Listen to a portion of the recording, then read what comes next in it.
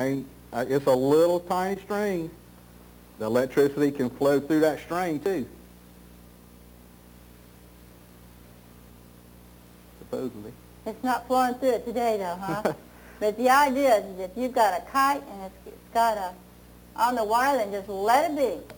I'll bet it's on. It's on. Well, let's go on and see what happens with the car now. If we're in a car and we should have an accident or something, what should we do if the wires are around?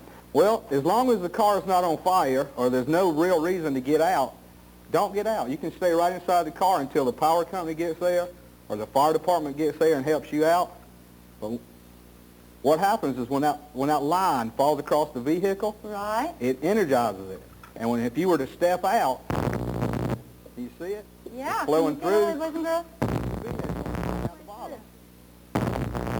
So if the boys and girls need to, what should they do? If they need to get out, the real only safe way to do it is to open the door, if possible, as far as you can open it.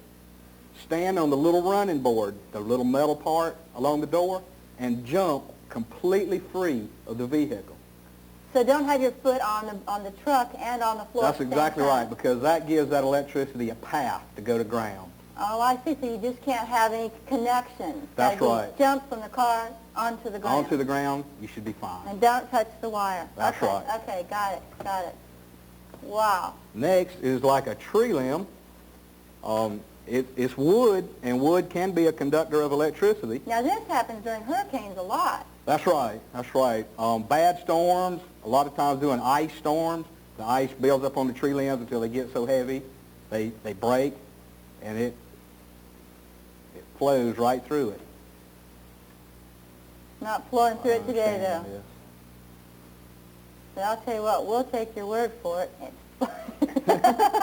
Yeah, 15,000 votes going right through me. Okay, but if there's a tree limb, then what should we do across the wire?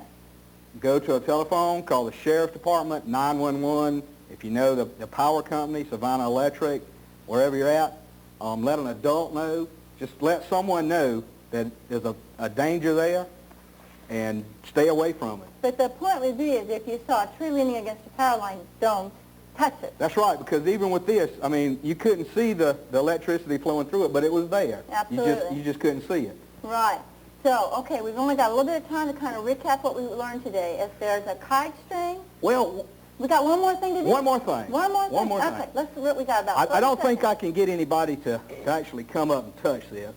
So I decided that a hot dog would probably be the next best thing to like a finger. Is that right? What the? This? Okay. Yes, sir. I'll tell you what, if that was as loud at home, boys and girls, as it was in the clubhouse, that was loud.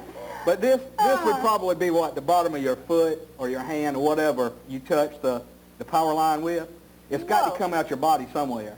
And when it comes out, it's gonna blow a hole. So what you're telling us is electricity is not anything to play around with. That's exactly right. Oh, boys and girls, that was a great demonstration. Let's give him a big hand. We learned a lot about electricity. Okay, so if we're in a car and there's a power line down, we jump from the car to the ground. Or if we see a kite string in the wire, what do?